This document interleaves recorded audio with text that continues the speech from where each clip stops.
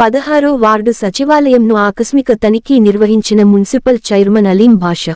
పుంగనూరు కొత్తపేట పరిధిలో గల 16వ ward సచివాలయంను municipal chairman Aleem బాషా ఆకస్మిక తనిఖీ నిర్వహించారు. వార్డులోని సమస్యల పరిష్కారం, ప్రజలకు అందిస్తున్న పథకాల రికార్డులను పరిశీలించారు.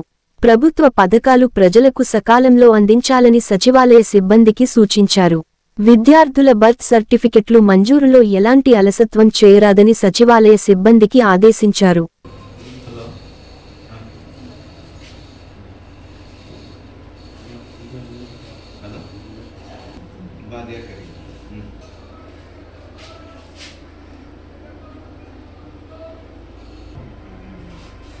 Senior leader.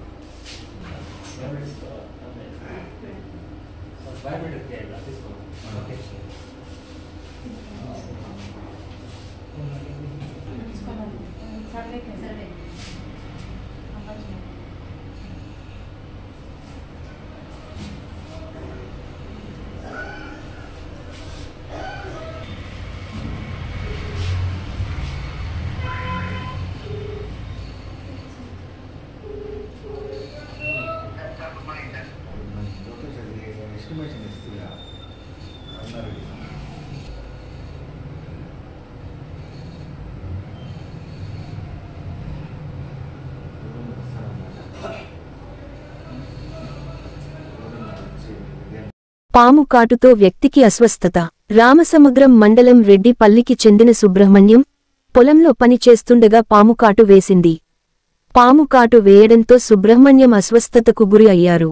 దీనిని గమనించిన స్థానికులు వెంటనే సుబ్రహ్మణ్యంను పుంగనూరు ఏరియా ఆసుపత్రికి తరలించారు.